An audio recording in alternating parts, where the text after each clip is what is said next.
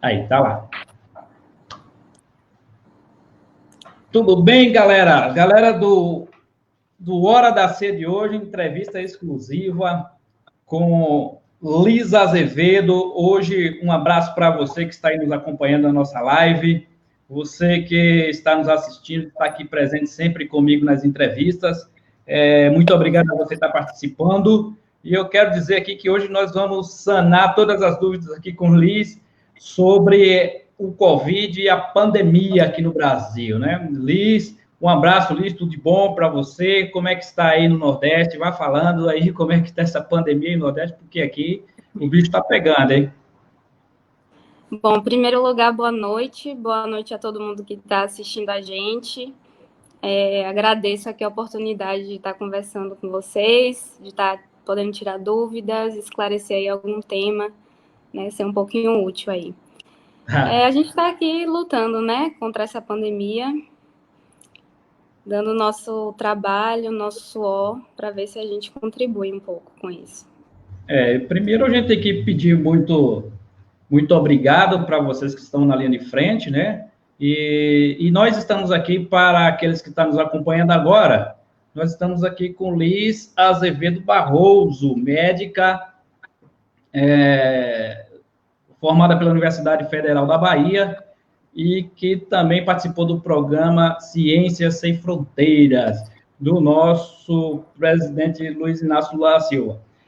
Liz, assim, vamos começar aqui, porque eu tenho uma curiosidade, vamos começar assim, antes de a gente entrar na seara do Covid e da pandemia, eu quero fazer uma pergunta para você que sempre me intrigou, né? Eu nunca pesquisei sobre isso porque, sei lá por quê, mas eu quero perguntar para você, aqui para a gente começar essa live, aguardando as pessoas chegarem, quero perguntar para você o seguinte: por que vocês médicos colocam aquela lanterna no olho da pessoa, geralmente quando está acidentado? Para que é aquilo? O que é que... Me explica aí, eu tive essa curiosidade, eu sempre, mas eu nunca... Me fale aí, antes que a galera está chegando aqui, eu estou vendo a Carol já está chegando. Me fala aí por que vocês colocam aquela luz no olho da galera aí para saber o que é que tem lá dentro, é? Não, então a gente coloca a lanterna para avaliar a pupila, né, dos pacientes, que é uma parte do exame neurológico. Ele mostra assim como é que está o acometimento neurológico do paciente, principalmente vítima de acidente, que a gente suspeita que teve algum traumatismo crânioencefálico. Então ele é útil para isso, né? A gente tem algumas alterações na pupila que a gente pode observar, principalmente se a pupila está reativa, se ela não está, e aí permite a gente fazer esse exame com um pouquinho mais de Ah, rapidez ali na hora do acidente. então, se a pupila está dilatada ou diminuída, qual é o pior? Dilatada ou diminuída? Olha, para a gente é um pouco mais importante saber se a pupila é reativa, né? Se a pupila ela diminui como uma reação à luz, ela mostra que a gente ainda tem alguns reflexos neurológicos, né? A gente ainda tem alguma sobrevida, né, no Ah, paciente. entendi. Agora caiu minha ficha aqui. Mas beleza. A Carolina, a Helena está aqui. Boa noite, dando boa noite. Um abraço a Carolina, Helena. Então vamos lá, Boa né, Lili? noite. Vamos começar a nossa entrevista, porque uma hora aqui para a gente debater aqui sobre o Covid, tem muita coisa para a gente conversar aqui. E eu acho que vai ser meio que curto o espaço aqui para a gente. Mas assim, você que morou no Canadá. Você ficou muito tempo lá assim, você teve dois parâmetros lá em relação à ciência médica e as condições médicas lá no Canadá e aqui. Como é que você está vendo aí essa pandemia hoje, aí no Nordeste, onde você mora? Como é que vocês médicos estão trabalhando nessa linha de frente, no sentido de estar operacionalizando, no sentido de instrumentação, insumos, essas coisas aí que está acontecendo no Nordeste em relação ao resto do mundo. Porque aqui, em São Paulo, o bicho está pegando, está morrendo quase uma pessoa por minuto. Isso, então, assim, minha experiência no Canadá foi mais como paciente, propriamente dito, do que como médica, né? Porque enquanto eu estive morando lá, eu fiz uma faculdade mais voltada a assuntos gerais da saúde, não tanto na área da medicina mesmo, né? Mas lá no Canadá o sistema é um sistema único de saúde, totalmente público, né? A gente vê que tem uma estrutura, tanto em termos de adequação de serviço, uma estrutura muito mais sólida do que aqui a gente vê no Brasil, né? E a disparidade que a gente vê tanto em relação à capital, interior, é bastante diferente aqui do Brasil, né? A gente aqui no Brasil tem ciência de que o número de leitos, por exemplo, de UTI, é muito maior nas capitais do que nos interiores, é muito maior na região sudeste do que nas regiões norte e nordeste. E essa diferença é um pouco menor, né, em países mais desenvolvidos. Em relação aqui no Nordeste, a gente, né, na verdade, o país, o Brasil em geral, teve uma vantagem, que foi a antecipação, né? A gente teve como aprender um pouco com as experiências de outros países, a gente teve tempo de se preparar um pouco melhor, né? De programar nosso sistema em relação a profissionais, em relação a insumos. E aí a gente pôde se preparar para o que estava a vir, né? Para o que está acontecendo agora, né? Mas mesmo nas visões mais otimistas, né? A gente sabia que o nosso problema seria muito grande, né? É uma doença que veio para desafiar todo mundo, todo o sistema, e a gente está lutando aí até agora contra isso, né? Então, eu estou te perguntando isso porque a gente não vê notícias do Canadá, né? Parece assim que o Canadá está controlando a doença, a gente não vê, e também as pessoas não comentam sobre o Canadá. Comenta mais de onde surgiu, lá da China, e de todo aquele, daquela zona rural não, porque aquela cidade onde começou praticamente a pandemia, né, o surgimento do vírus, é uma cidade também super desenvolvida lá na China. Então, diferente daquilo que as pessoas falam que o pessoal come morcego e tudo mais. Então, é diferente isso aí.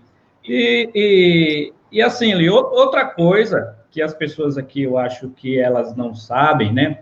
Às vezes você vê ali o enfermeiro, vê ali o técnico de enfermagem, mas, assim, nesses casos, quando é que o médico atua fortemente ali para salvar o paciente na hora que ele está ali num estado grave, está cometido por um caso grave, ou como é que vocês fazem essa triagem aí para dizer, ó, esse é o momento de intubar, esse é a hora de mandar remédio, colocar o soro na veia ali e tudo mais? E como é que vocês fazem isso aí? Certo. Então, essa triagem, né, ela vai depender muito dos sintomas do paciente, né? Existem casos leves, com sintomas leves, que podem ser atendidos nas unidades de saúde da família, nos postos de saúde, e eles passam por uma avaliação dos médicos, das enfermeiras, e a partir dos sinais de gravidade, a gente estratifica, né, o risco do paciente. A depender dessa gravidade, a gente encaminha para um serviço mais especializado, né? E a partir tanto da clínica do paciente quanto de exames, né, exames laboratoriais, exames de imagem, como a tomografia, que é definida essa conduta de entubar, de enviar o paciente para UTI, para cuidados mais intensivos. Então, vai depender muito dos sintomas, né? No novo coronavírus, a gente sabe que maior parte dos pacientes, cerca de 80% dos pacientes, eles vão ter sintomas leves, que são tosse, febre.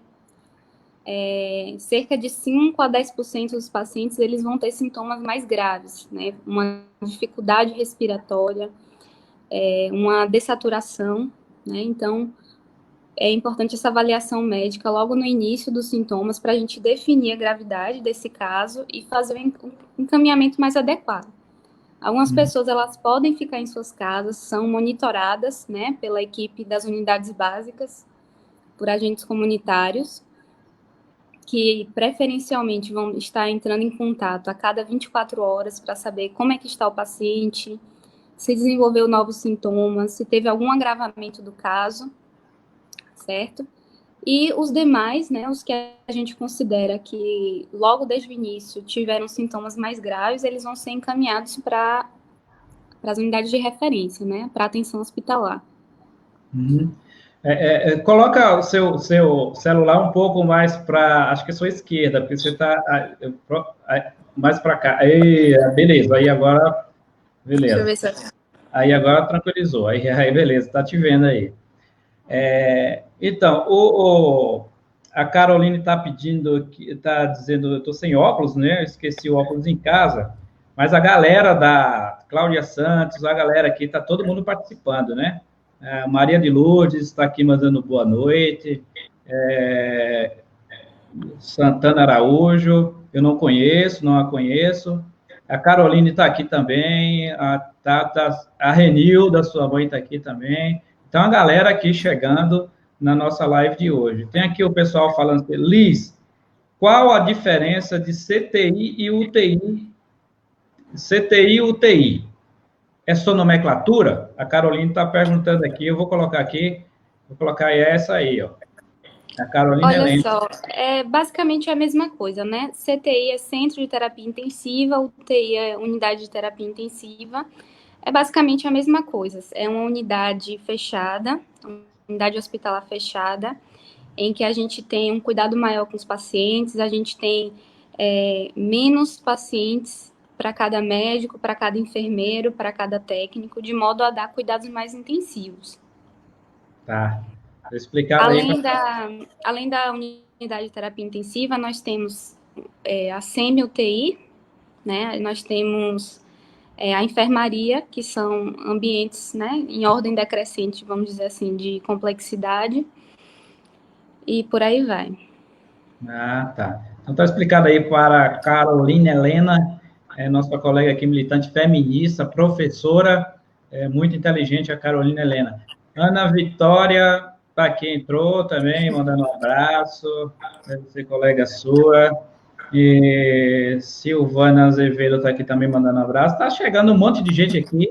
E minha live está bombando. Minha live sempre tem 14, 20, já estamos passando de 22 pessoas. Então, um abraço para você que está chegando, compartilhe a live, dá um like para a gente, diga como é que está chegando o vídeo, coloque sua hashtag, coloque aí suas dúvidas, e a gente vai tentando responder. Eu falei para a Liz que 1 hora era pouco para a gente ficar aqui conversando sobre pandemia. A Jaci Lopes Torres está aqui, já que a mãezona está aqui, falando aqui, parabéns, Li, grande esclarecimento sobre a sua família está aqui chegando. É lógico que isso é a família toda. Tem, eu estou aqui com a vovó. Importante estar. Coloque sua hashtag aí, fique em casa, que a gente vai aqui comentando e falando. Deixa eu ver aqui, Li, os que eu mais estou. Isso aqui já passei. Agora, Liz, eu quero colocar um ponto aqui em debate. Um polêmico, e a gente vai entrar um pouco na seara do combate a coronavírus no Brasil por parte governamental. Então, aqui eu estou querendo... são pontos que eu quero abrir esse debate aqui, também eu acho que o pessoal vai fazer pergunta nesse sentido. Né? Então, assim, é sobre o uso da cloroquina. Você sabe que eu vi hoje cedo que saiu um estudo empírico, né? Para quem não sabe o que é um estudo empírico, é aquele estudo que a gente sabe que tudo que você diz, você tem que provar. Então, isso que é um empirismo, isso vem lá do inglês, vem lá do John Locke, né? John Locke, que era um empirista inglês. Então, ele falava que tudo que você diz, você tem que provar. Então, assim, a revista Lancet, que é uma revista mais conceituada no mundo, eu acho que da medicina, da ciência, ela hoje liberou o estudo, a pesquisa lá que eles fizeram, com 96 mil pacientes testados, que foram testados em várias partes do mundo, na África, nos Estados Unidos, na Europa, enfim, na Ásia, foram testados, eu vi, se eu não me engano, eu não sou muito bem inglês, mas o que eu vejo lá e o que eu vi deu para entender bem assim. Então, assim, eles foram testados 96 mil pacientes, né, está lá no site da Bloomberg, né, que é um site importante de notícias, e assim, e eles diz, o estudo demonstra que a cloroquina mata, principalmente naqueles casos cardíacos.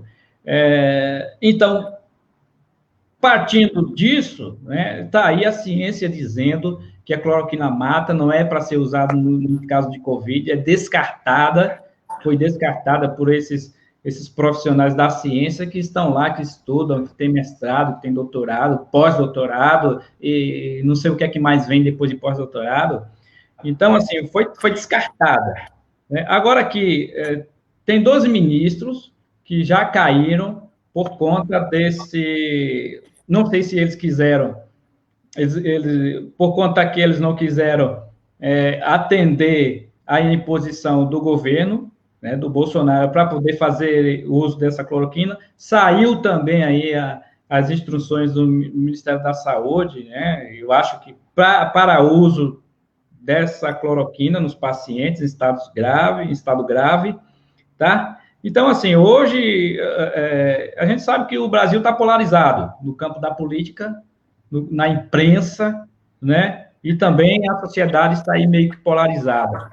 Então, veja, eu acho que esse debate que está colocado é para se ganhar dinheiro com o uso da cloroquina, com a fabricação e também com essa pandemia, tá?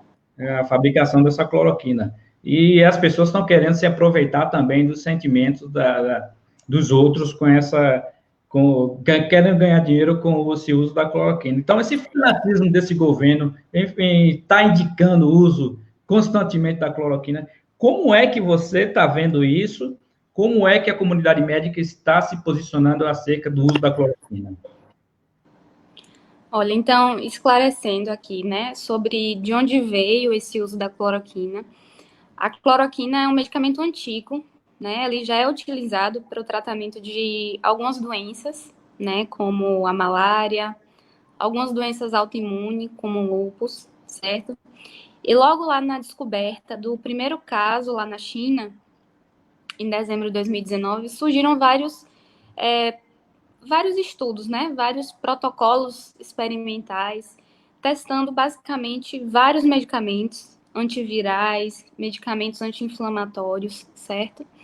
E a cloroquina, lá na China, em pesquisas de laboratório, ela mostrou um resultado positivo, né? Mas cabe, assim, destacar que, em primeiro lugar, foram estudos em laboratório, não foram estudos com humanos.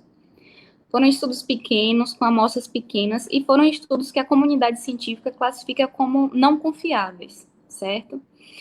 Então, a gente, hoje em dia, como o senhor falou, existe uma referência importante na comunidade médica científica, que é esse jornal científico, The Lancet, que é uma revista científica de alta credibilidade, né, que lançou hoje esse artigo comprovando que não existe benefício no uso da cloroquina, que, na verdade, não existiu diferença, né, entre pessoas tratadas com a cloroquina ou com a hidroxicloroquina e pessoas não tratadas com a hidroxicloroquina. Na verdade, o grupo de pessoas que fez uso da hidroxicloroquina teve apenas um aumento dos efeitos colaterais desse remédio, né, que podem ser efeitos na retina, né, podem causar cegueira, podem causar arritmias, inclusive óbito, né?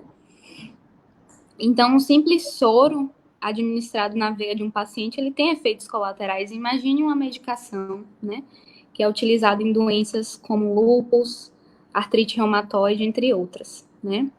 Eu acredito que a medicina é uma ciência, certo? E como toda ciência, a gente precisa de provas, de experimentos, né? De algo que comprove as nossas hipóteses, certo? E no caso da cloroquina, a gente acabou de ter um estudo aí bem robusto, com uma quantidade enorme de pacientes em vários hospitais, que não mostrou benefício nenhum em utilizar esse medicamento. O que eu acredito que existe no Brasil é que o Brasil está indo de contramão, né, a todo o resto do mundo. Né? Enquanto que a gente sabe que o isolamento social é a única forma de prevenção, que a gente sabe que existe uma eficácia que é demonstrada, né? O Brasil está indo de encontro aí com toda a evidência científica mundial, E eu acredito que isso seja apenas uma tentativa do governo de enfraquecer, né, as tentativas de isolamento, né? A gente sabe que o governo federal atualmente ele insiste em enfraquecer a quarentena, enfraquecer o isolamento, com falácias que isso vai ser melhor para a economia, mas a gente sabe que, de certa forma, não existe um benefício, né? E cabe ao médico, à equipe médica, decidir qual o melhor tratamento para aquele doente, né? Claro que existem vários outros estudos em curso aí no mundo inteiro, alguns deles ainda estão utilizando a cloroquina, outros estão utilizando vários outros medicamentos, né, de efeito antiviral, medicamentos novos e medicamentos já antigos. E pode ser que no futuro a gente venha se surpreender com o benefício da cloroquina ou não, né? Isso ainda é muito incerto. Mas o que a gente tem de evidência hoje, no momento, é que não existe benefício. Na verdade, existe um malefício, né, que é expor o paciente a um risco cardiovascular, um risco de uma retinopatia, outros problemas de saúde, e que a gente, como médico, a gente tem a obrigação de escolher o melhor para o paciente, né? Baseado, claro, nas evidências disponíveis. Tá. Aqui, Ana Vitória, ela pergunta aqui, ó. Vou colocar aqui, Ana Vitória pergunta. Como a doutora enxerga o avanço da doença do Covid-19 para os interiores? Que, no caso, é aí onde vocês trabalham, né? Eu sei que eu sou um retirante nordestino por conta da precariedade no sistema aí no Nordeste de saúde.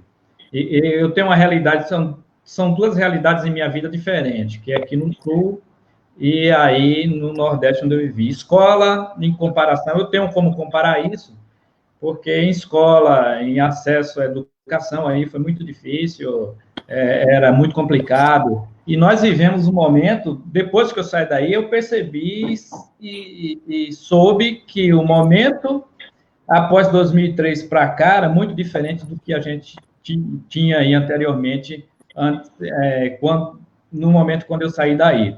Então, não tinha curso técnico para todo mundo, não tinha acesso à universidade, ao FIES, e todos aqueles programas do governo que nós tivemos depois de 2003 para cá. Então, assim, eu sei da realidade aí. A realidade continua ainda ou melhorou um pouco o sistema de saúde no Nordeste? Como que é? É a realidade diferente da capital ou do interior? Porque aqui também, no interior, é um pandemônio. Na capital, aqui em Curitiba, nas grandes cidades, tudo bem, mas saindo disso, aqui, por exemplo, acho que tem 14 respiradores só para o universo de 50 mil pessoas, fora pessoal que giram aqui das outras cidades. Como é que é isso aí? O governo está fazendo um bom trabalho ou está deixando a desejar aí no Nordeste? Olha, eu trabalho em duas realidades muito diferentes, né? Eu sou médica de uma unidade de saúde da família, aqui no interior da Bahia, e também sou médica de emergência, né? Sou plantonista de um hospital, e ambos são em cidades do interior da Bahia, né? E como eu falei no início, o Brasil ele é muito desigual, né? Não só na questão saúde, mas na questão econômica, entre outros, né?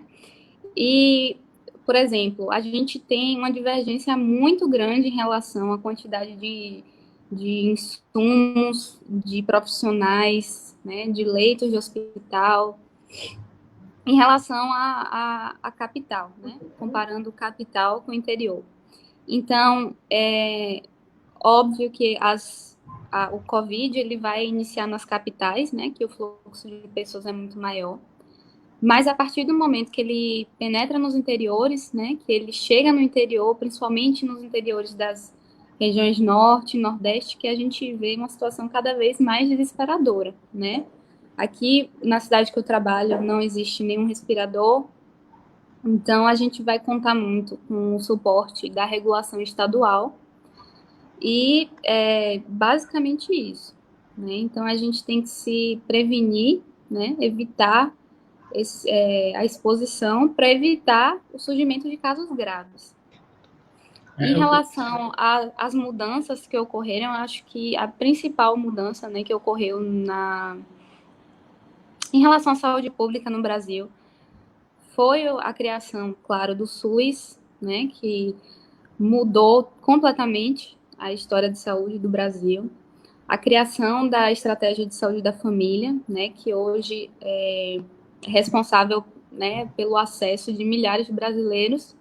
Criação do SAMU, né, que dá o suporte, mas a gente ainda carece muito, né, na questão da atenção terciária, né, dos hospitais, de centros mais especializados. Isso que deixa muito a desejar nos interiores. É a questão dos especialistas, né? Aqui também é um problema especialista, porque muita gente fica na fila para ser atendido. Aqui tem uma pessoa perguntando aqui, eu vou colocar aqui, deixa eu colocar aqui. Se estiver com sintomas, algum remédio é arriscado usar? Algum remédio proibido? Foi a Dulce Daniela que perguntou aqui, eu não sei muito bem o que é que ela perguntou, mas eu acho que ela tá comentando aqui, dizendo que se tem algum remédio que pode usar, se é proibido todos os remédios, é igual assim, aquela questão, se você usa, para mim a cloroquina também é assim, se você tem aspirina, né, você toma aspirina que é eficaz em vários sintomas, várias doenças aí, e na realidade, mas para dengue ela não serve, né? Para dengue, não sei, tomar aspirina para dengue, acho que você vai morrer. O problema ali no estômago, da hemorragia, você morre. Né? Para mim, a cloroquina é nesse sentido. Mas, assim, além disso, eu acho que só, né, Liz, um especialista pode dizer que remédio vai usar, né? Porque eu não sei se parte de vocês a medicação ou é uma orientação que vem lá de cima, vem do governo federal, do Ministério da Saúde? Olha, o coronavírus, né, o novo coronavírus, na verdade, que causa a doença COVID-19, ela se manifesta principalmente no sistema respiratório, né, nos nossos órgãos da respiração. Mas essa doença também ela provoca várias alterações em outros órgãos do nosso corpo, certo? Então, preferencialmente, qualquer sintoma, né, tosse, febre, dor no corpo, qualquer outro sintoma, a gente aconselha que se encaminhe, né, a uma atenção médica para que possa ser orientado, certo? A depender do quadro, né, a gente vai medicar apenas com medicamentos antitérmicos, como dipirona, paracetamol, certo? Em alguns outros casos, nós iremos indicar outros medicamentos, né? Por isso que não existe um remédio proibido. Cada caso vai ser avaliado por um médico e vai definir mais ou menos sua conduta, né? O mais importante é não retardar a consulta médica, né, com as orientações para cada caso, né? Porque cada indivíduo tem seus problemas de saúde, cada indivíduo já usa, né? Para cada doença existem medicamentos em uso, e aí a gente precisa analisar cada caso em particular. Então, a gente sempre orienta que entre em contato com o seu agente de saúde, entre em contato com o seu médico da unidade de saúde da família mais próxima, o enfermeiro, para que possa ser orientado. Tá. Essa tabela que divulgam aqui nos municípios, eu não sei, porque eu tive muita dúvida acerca de uma tabela que sai aqui, da Secretaria de Saúde, e tem assim, casos monitorados, casos em investigação, só não tem aqui, hoje que saiu óbitos, porque já morreu um aqui, né, em Cornélio Procópio. Então, assim, em Bandeirantes também eu acho que já faleceu um, com Covid, e assim, abriu o comércio, fizeram lobby aqui, os empresários, em cima do prefeito, até do promotor, e abriram, o comércio abriu tudo aqui. E aí os casos explodiram aqui em Cornélio.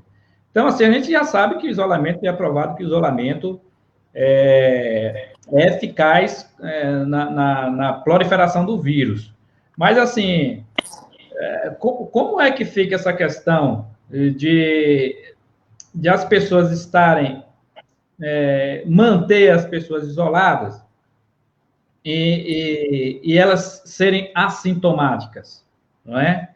E na hora disso aí, disseminação do vírus. Você mantém a pessoa em casa, assintomática, ela sai achando que está bom, e daí, existe uma implicação até jurídica para esse tipo de coisa? Você já viu falar alguma coisa assim, dizer, ó, se o Estado não, de certa forma, ele não conduzir as políticas de combate ao coronavírus, possa ser alguém que esteja, ou até a equipe médica que está lá, tem uma implicação jurídica por não manter, ou mandar a pessoa ir para casa, ó, você está com gripinha aí, não é coronavírus, você vai para casa e aí o cara volta, morre.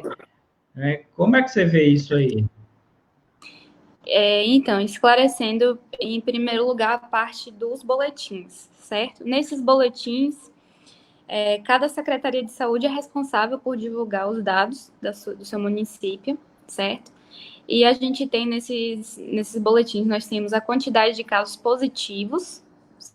Esses dados dos casos positivos são geralmente uma confirmação laboratorial, certo? A pessoa recebe o diagnóstico depois de ter passado por um teste.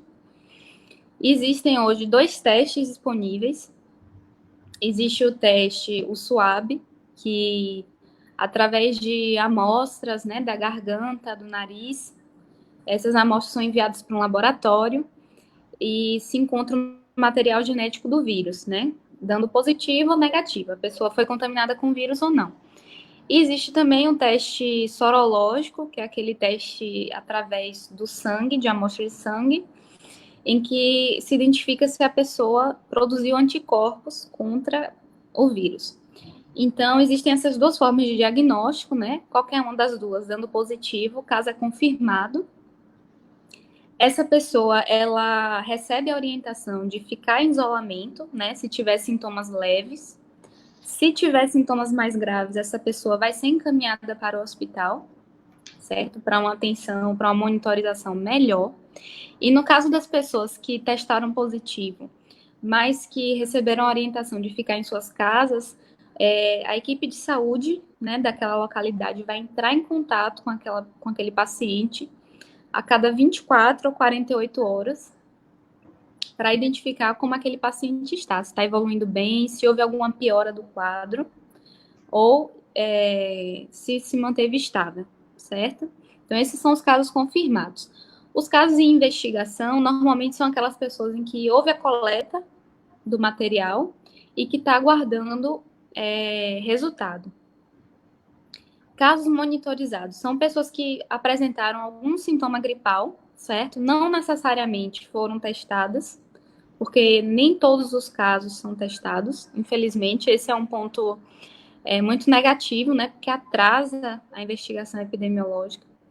Então, esses casos monitorizados, eles também, a unidade de saúde também vai entrar em contato com esses casos e vai monitorizar, né? Então, esse é o boletim epidemiológico que a Secretaria de Saúde estão sendo divulgadas, né? A gente espera que esses boletins sejam simples e que não tenham informações desnecessárias para informar a população mesmo, né? Então, a gente normalmente tem os pacientes confirmados, os pacientes monitorizados e os pacientes em investigação, que são aqueles que ainda estão aguardando o resultado dos testes. Os casos descartados são aqueles casos que passaram pelos testes e vieram negativos, né? Então, são pessoas que não têm o coronavírus. Em relação a pessoas que foram à quarentena,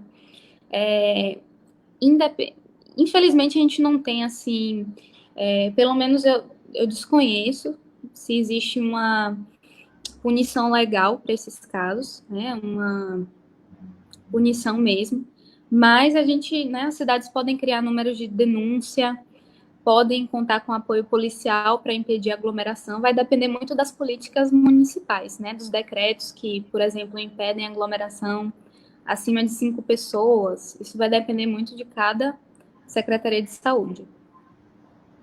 O Breno Silva está aqui, é o professor Breno. Ele está perguntando aqui: testes rápidos são eficazes? Pronto, Estamos fazendo para ver a pergunta dele aí, né? Tá, sim. A gente, como eu falei, né, existem 2 tipos de testes. hoje em dia para se identificar o coronavírus. Existe o teste SWAB-PCR, né, que identifica o material genético, e existem os testes rápidos que são obtidos através de coleta de sangue. A gente tem que o teste mais confiável é o teste do PCR, o teste SWAB, ele tem uma sensibilidade melhor e ele detecta mais casos. Mas testes rápidos, eles também são confiáveis. E se um teste rápido, ele detectar um caso positivo, isso já permite a gente confirmar que é um caso positivo e iniciar o tratamento. Então, eles são confiáveis, apesar de que o teste PCR, ele é mais eficaz, digamos assim, mas os testes rápidos também são confiáveis, sim. Então, eu vi que lá em Wuhan, uma das práticas que deu mais certo foi essa testagem do povo, né? Testou a população bem e daí eles conseguiram aí amenizar. Mas aqui demorou-se muito, nos Estados Unidos principalmente, que é lá onde o Trump toma cloroquina, não sei nem se ele está tomando mais, porque ele disse que estava tomando, né? Ele lá demorou-se, eu acho que uns 15 dias, uma semana, se eu não me engano. Eu falei isso aqui na minha live ontem. E aí morreram 36 mil pessoas lá, né? Então é complicado você tinha que testar mais, né? A dificuldade do Brasil se atrasou muito em fazer um combate efetivo ao coronavírus. Aqui tem um monte de gente, Luiz, conversando, a live aqui está bombando, 30 pessoas aqui, chegamos a quase 40 pessoas aqui na nossa live, é um recorde. Aqui, muito bacana mesmo, eu peço às pessoas que compartilhem nossa live, dá um like, faça sua pergunta, faça seu comentário e, principalmente, coloque a hashtag aí, Fique em Casa. Coloque essa hashtag Fique em Casa e a gente está aqui comentando. Deixa eu ver, tem muito comentário aqui, as pessoas mandando boa noite. Deixa eu ver, aqui tem um comentário que eu não coloquei, ó. Acho que a gente já falou aqui, ó. Na revista Nature, também saiu um artigo falando que não é medicamento. Não, já falamos sobre o uso da cloroquina, né? A Caroline falou aqui, deixa eu ver mais quem. Já falamos também, aqui para baixo, vamos descendo aqui. Aí, sua tia também está dizendo aqui, ó. Eu usei cloroquina, ó, é uma cobaia, foi uma cobaia. Ela está dizendo aqui, eu usei cloroquina durante certo tempo para doença autoimune. Provavelmente a doença que ela tem, eu sei qual que é. O medicamento fez um depósito na mácula dos olhos. Meu campo visual ficou prejudicado. Não existe cura. Esse é um testemunho da Jaci Lopes sobre isso é verdade, né, Liz? É verdade. Os efeitos colaterais são incertos, né? Aqui também já falamos, a Renilda. Essa aqui você conhece, né? Essa aqui você conhece bem, né? Ela está falando aí, ela só está informando. Né? Ela está falando que a Rosiane também você conhece muito, que... Então, o restante aqui está falando boa noite.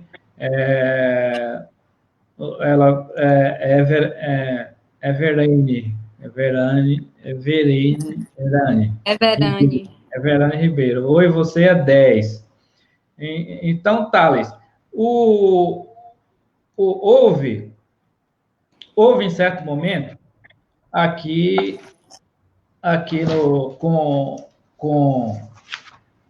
com esse aspecto da pandemia, assim, eu formulei uma pergunta aqui também, que é assim, eu tive uma experiência com um médico cubano, até porque eu sou da luta antirracista aqui no município, onde eu atuo no movimento sindical.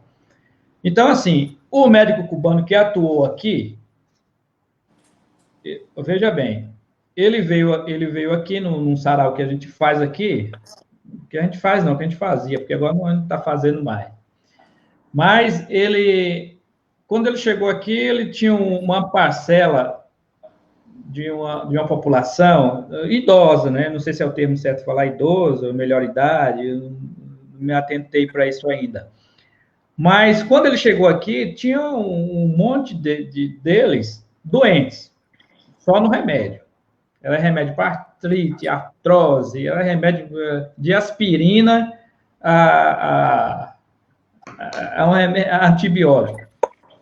E como ele não tinha casa aqui, né, acho que a casa, ele tinha uma bolsa do governo, não sei, para se manter aqui, ele morava distante do posto, do local onde ele trabalhava.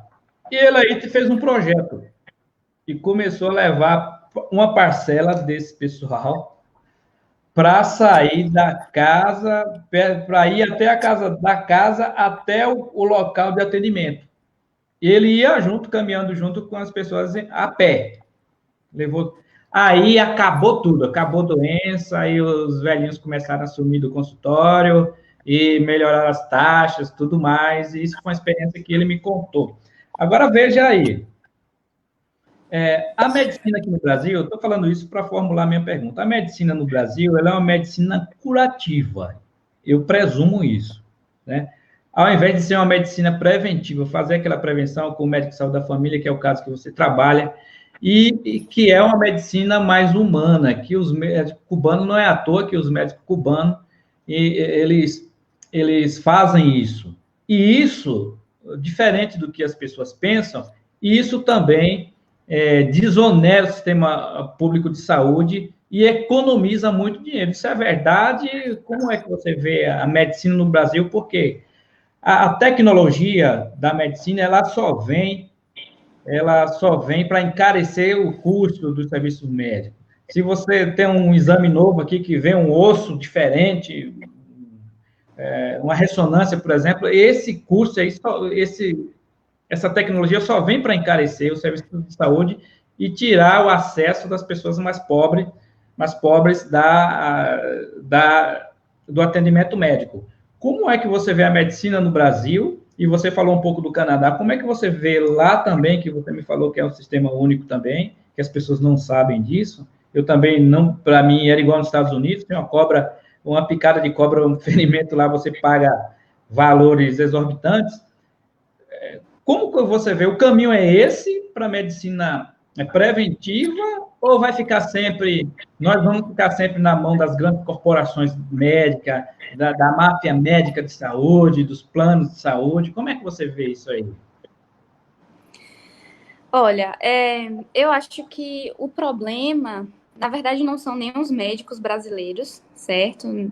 Pelo contrário, aqui a medicina é uma medicina bem eficiente, né? Nós temos médicos aí muito bem preparados. O problema é a adequação mesmo dos serviços médicos. No Brasil, a gente tem um histórico de que a medicina preventiva, né, que é aquela medicina do posto de saúde, aquela medicina mais ligada à prevenção de doenças, ela foi muito pouco valorizada, né, em detrimento de uma medicina mais curativa, uma medicina que acontecia mais nos hospitais, certo? E a gente vê ao longo dos anos que a gente tem uma tendência a mudar isso, né? Tanto é que, desde o surgimento, por exemplo, do programa Mais Médicos, que foi uma grande iniciativa, ao meu ver, que mudou muito a cara da medicina no Brasil, né, que a gente vê essa tentativa de retomada da medicina mais preventiva, né? Exemplos como Cuba, exemplos como Canadá mostram que esse é o caminho, né, de uma saúde melhor. É a gente prevenir doenças, a gente falar sobre hábitos de vida saudáveis, né?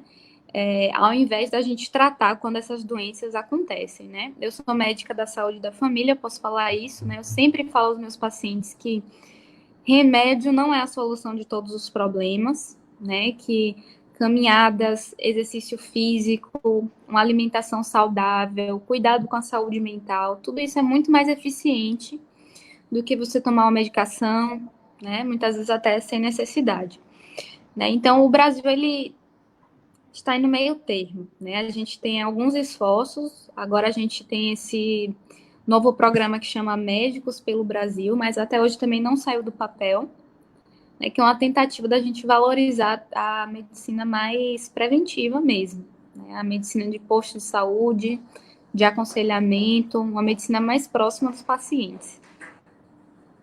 Eu me lembro que eu estava com o colesterol muito alto, eu estava tomando remédio para colesterol. Aí a médica falou assim para mim: Se você chegar aqui com esse exame seu, e com essas taxas, não melhorar essa vida sua aí, e se você chegar aqui em 5 anos, você vai ter um infarto. Ela me falou isso bem. E ela, diferente dos outros médicos que olhavam para mim assim e falavam assim, não, toma esse remédio aqui e tal, não era bem atendido. Eu, não é. Bom, é nesse tema. A Nivalda, ela está aqui, ó. Posso já ter adquirido o Covid-19 e não ter tido maiores sintomas? Acho que você já meio que explicou, né, Ali? Mas responde ela aí. Sim, existem pacientes que não desenvolvem nenhum sintoma, certo? São pacientes que completamente não apresentam nada, tosse, febre, nada. A gente não sabe a porcentagem desses indivíduos, né? Se estima que seja uma porcentagem pequena, que a maior parte das pessoas, elas têm os sintomas leves, como tosse, como eu já falei, né? Tosse, febre, e a menor parcela são aqueles que realmente desenvolvem sintomas graves, como falta de ar, dificuldade em respirar. Mas sim, é possível que a pessoa tenha, seja assintomática, e aí que está o perigo, né? Porque essas pessoas, não sabendo que tem a doença, elas podem transmitir aos outros, né? Então, a gente sempre orienta que o isolamento ainda é a nossa ferramenta mais útil até o momento, né? Isolamento, principalmente com os idosos, mesmo que a pessoa não tenha sintomas, é necessário esse isolamento. Porque eu acho que barra, né, ali né, o vírus morre e aí ele não caminha para frente. Aqui a Neidinha Azevedo está perguntando aqui, quem tem doença congênita no coração tem direito à vacina de H1N1? Só com os exames cardiológicos, sem relatório médico, consegue se vacinar? Então, a vacina contra H1N1, né, que é a vacina da influenza, de acordo com o cronograma do Ministério da Saúde, agora está na fase de vacinação de doenças crônicas. Existem várias doenças crônicas, né, que você tem o direito a ser vacinado. Cardiopatias congênitas são, né, uma das doenças e que são contempladas. E você tem direito, sim, à vacinação. Você pode se dirigir a um posto de saúde. E vai depender muito da dinâmica, né, do posto. Se você já é um paciente que é acompanhado, que comprove, né, tenha na sua ficha, nos seus relatórios, você pode, sem dificuldade nenhuma, receber a doença. Caso contrário, você pode passar em uma consulta médica, mostrar seus exames e aí conseguir a vacinação. Vai depender muito da unidade de saúde, né? Na unidade de saúde que eu trabalho, esse trabalho é mais voltado à técnica de enfermagem, e através de uma conversa mesmo com ela, ou através de você mostrar os exames, você consegue facilmente a vacina. Ah, bacana. A Jaci está perguntando assim, quando passar o pico da pandemia, voltamos à vida normal? O vírus desaparece? Ou vai diminuir a virulência e ele ficar por aí com o vírus H1N1? Olha, isso, além de outras coisas, também ficam aí no campo das incertezas, né? A gente não sabe o que vai acontecer. A gente estima que quando a maior parte das pessoas serem contaminadas e terem a imunidade contra o vírus, esse vírus diminua sua circulação, né? É um vírus muito transmissível justamente porque nós não temos, né? Toda a humanidade é suscetível a esse vírus. Ninguém tinha tido contato com ele. Por isso que se alastrou tão rápido. A gente não tinha defesa natural no nosso organismo que garantisse uma imunidade. Então, como todos éramos suscetíveis, todo mundo, né, podia pegar a doença. Então, com, né, o avanço desses casos, se a maioria da população adquirir a doença e ser imune à doença, a gente acredita que o vírus seja menos esteja menos disponível, né, digamos assim. Mas em relação à virulência, esse vírus vai continuar com a virulência natural, né? Então, se uma pessoa é suscetível, ela pode pegar da mesma forma como ela pode adquirir a doença hoje em dia. Não sei se eu fui clara. E você veja que é uma coisa até meio assim enigmática, né? Porque até acho que o vírus estava aí no estado latente, que eu acho que é a temperatura do mundo, porque a gente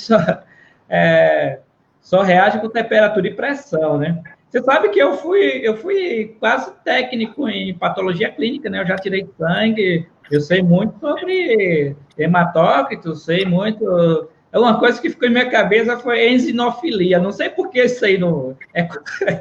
Eu acho que é aquilo que quando você vê no exame, aquela eosinofilia, quer dizer que o cara está cheio de vermes, né? É por isso que eu acho que ficou em minha cabeça. E eu já também sabia no laboratório identificar os ovos ali dos vermes. Então, até hoje eu lembro, na minha cabeça ficou muito, eu estudei bastante as figuras dos ovos ali. Então, eu acho que esse vírus ficou estado latente porque existe uma série de conspirações que, que, que dizem por aí que esse vírus não é fabricado pela... Os Estados Unidos já falou isso, que foi a China que fabricou esse vírus, aí fica aquela guerra de conspirações para lá e para cá, mas é uma coisa enigmática, né? Porque é o que você falou bem, esse vírus, ninguém tinha contato com ele, é por isso que eu não tinha percebido isso ainda, né? Eu não tinha parado para ver essa lógica do vírus. Como ninguém tinha barreira, ninguém tinha contato com ele, né? Igual aquela gripe espanhola lá que matou um monte de gente também, não é? Então,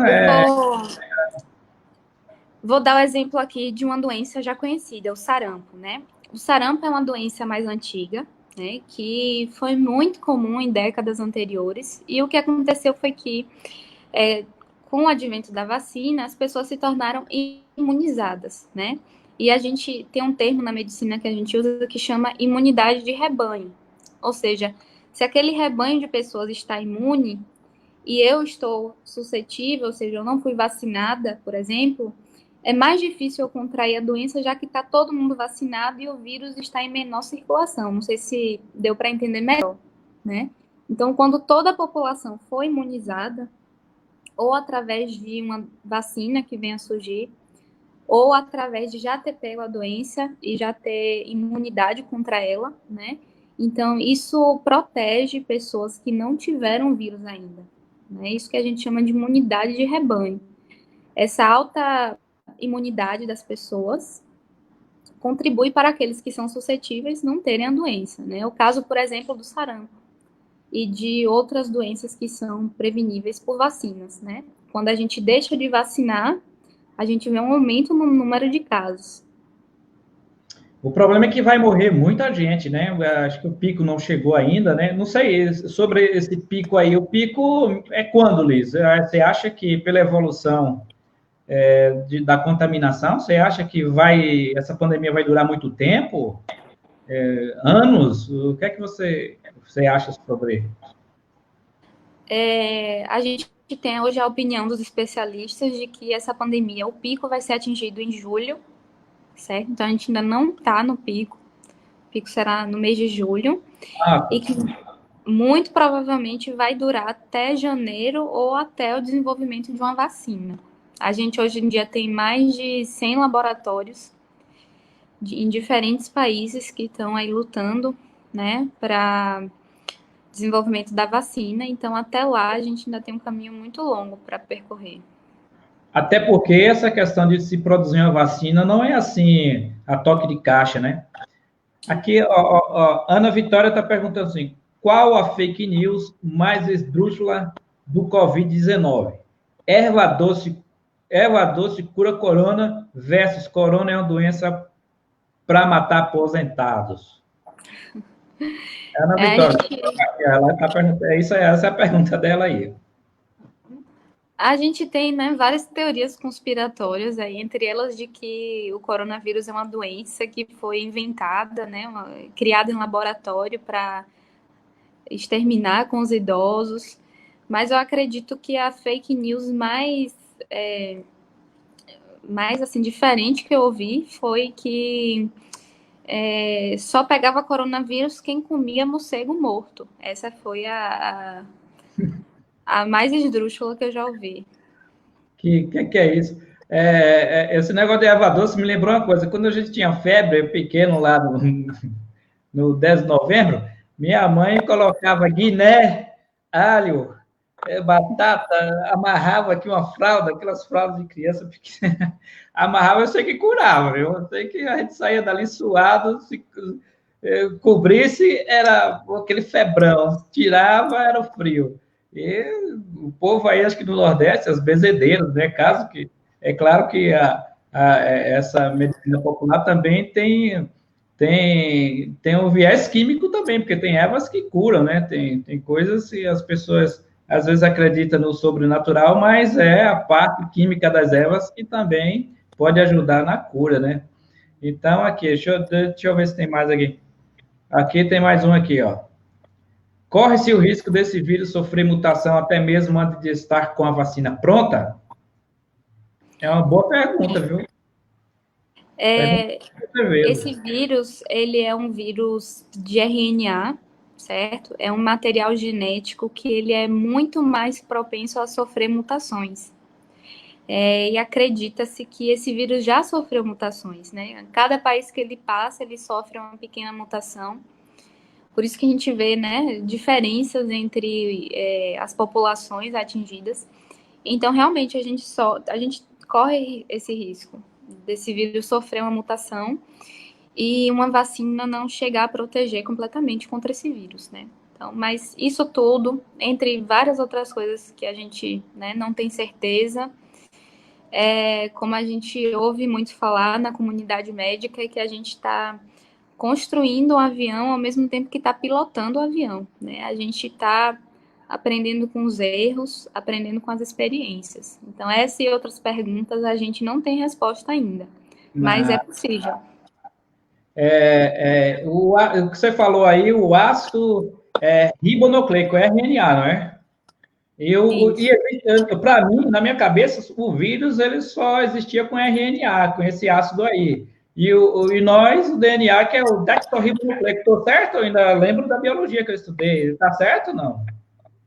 Nós, né, nós seres humanos, nós temos o DNA, mas os vírus eles podem ter materiais genéticos de RNA ou de DNA. Também?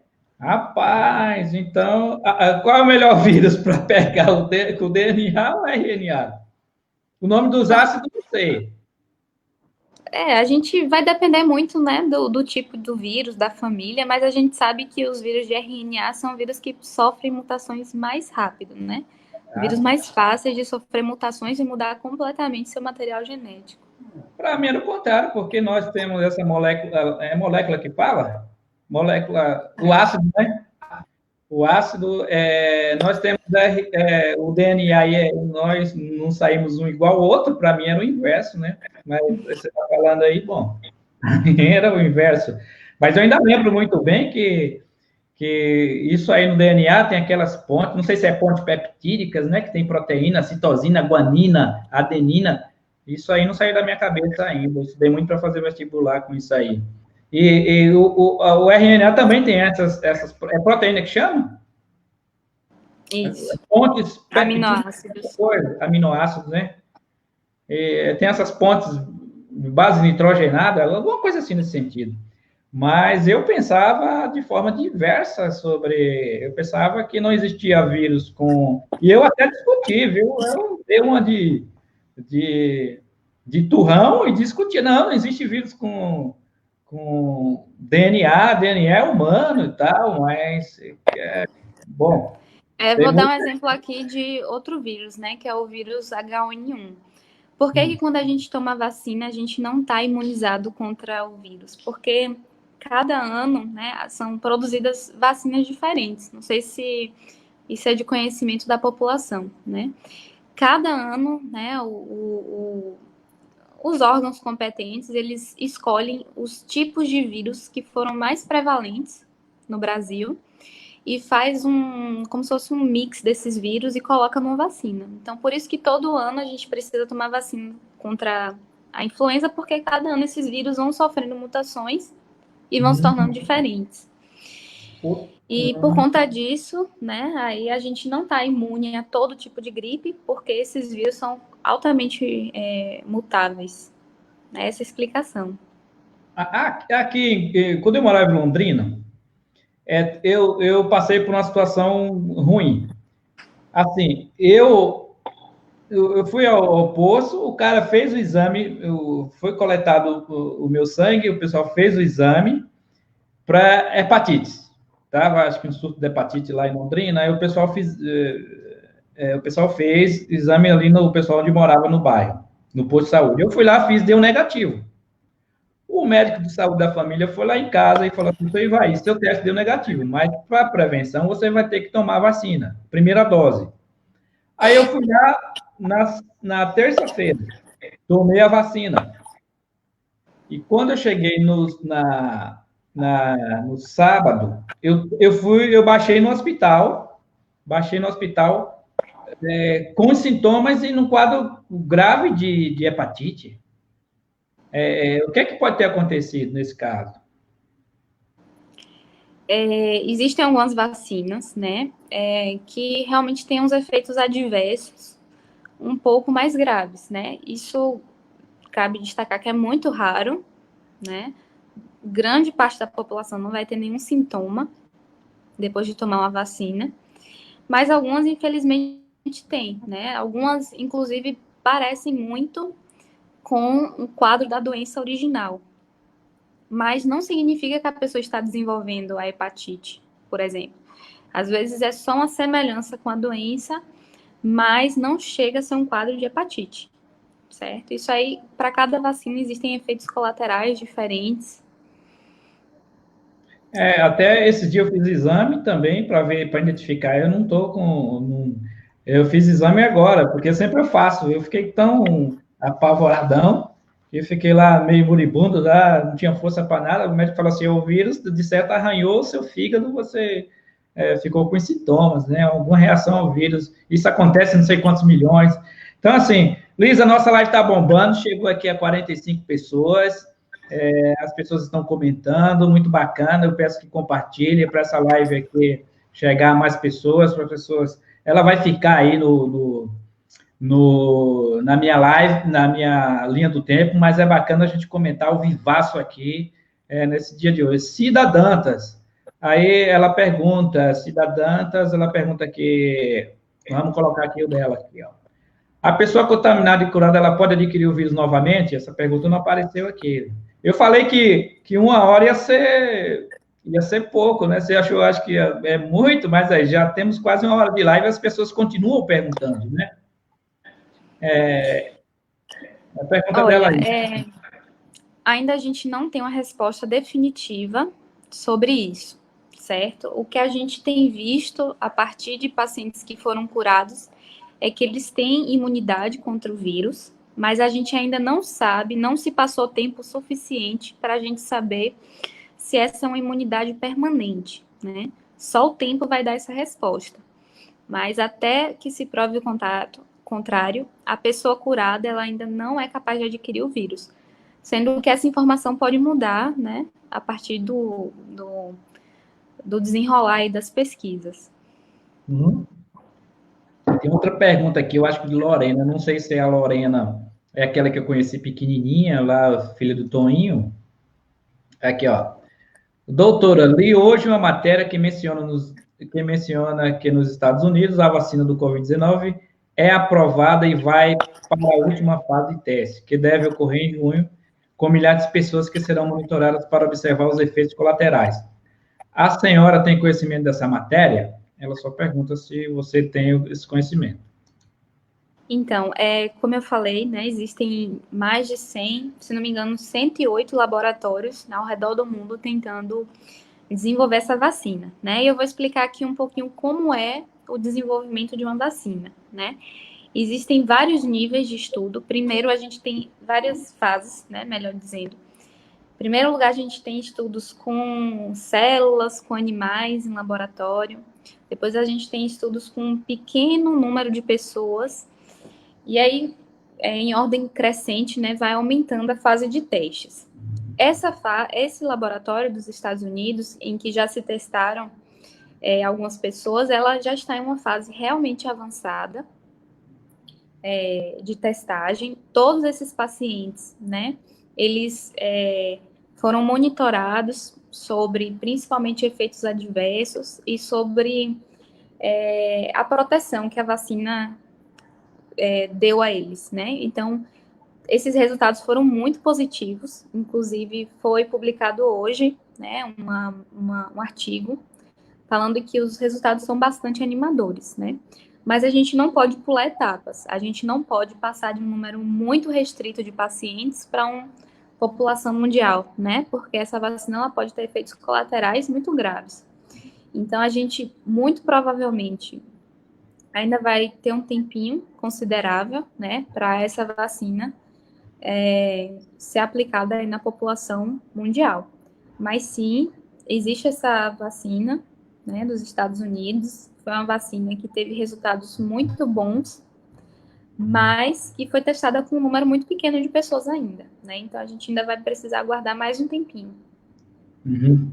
Bacana. Deixa eu ver se tem mais um aí. Nós já estamos passando para os finalmente aqui da nossa live. Tinha um aqui, mas aqui eu acho que você até já respondeu ela. As perguntas basicamente se repetem. Diz uma pessoa que foi infectada, essa aqui, da Dila Santana. É bom que a gente não deixe de tirar as dúvidas, mas eu acho que as pessoas, assim, à medida que vão chegando, elas vão ficando ávidas por, né, e não percebem que a pergunta já foi respondida. Doutora Liz, uma pessoa que foi infectada e se curou tem a possibilidade de vir a ser infectada novamente? Foi o que eu comentei antes, né? Até o momento a gente acredita que não, porque as evidências mostram que não, mas é uma coisa que a gente só vai saber com o tempo se a imunidade que essa pessoa tem é uma imunidade temporária ou uma imunidade permanente, né, para a vida toda. Existem doenças que a gente sabe que uma vez que você a tenha, você está imune o resto da sua vida. Já outras a gente sabe que é uma imunidade muito temporária e passageira, e como tudo no coronavírus é novo, a gente não tem essa resposta ainda. Tá. Aqui é outra. Eu vou fazer mais três perguntas aqui. O fato de o Brasil não ter participado do financiamento internacional para pesquisa pode, de alguma forma, nos atrapalhar de receber essa vacina? Isso já é uma coisa política, né? Questão política. Isso aí a gente sabe que pode, né? Porque o Brasil, ele é um país que vai de contramão com tudo que tem sido lançado na comunidade científica, né? O governo federal, ele é resistente a aceitar orientações mundiais, né? E como ele não participou desse financiamento, né? A gente sabe que os países que participaram do financiamento, eles vão ter uma prioridade, né? Na participação dessa vacinação. Cabe aí a gente a pressionar o governo de alguma forma para que essa vacina seja disponível para a gente aqui também. Tá. Tem uma pessoa aqui que tá comentando, dizendo que está na Costa do Marfim, ó.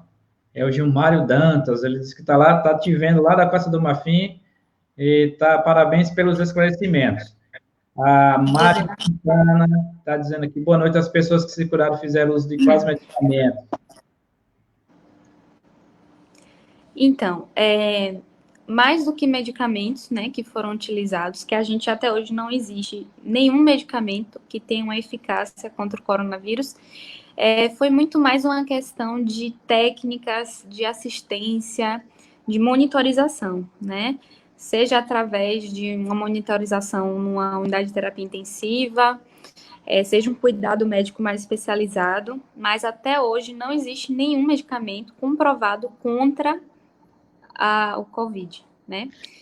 Muitos hospitais, né, em uma situação mais de tentativa, né, vem utilizando diversos medicamentos, né? Azitromicina, ivermectina, antibióticos diversos, corticoide, mas a gente não sabe se realmente eles tiveram um efeito benéfico ou se foi mais questão de assistência à saúde, de entubar o paciente mais precocemente, por exemplo.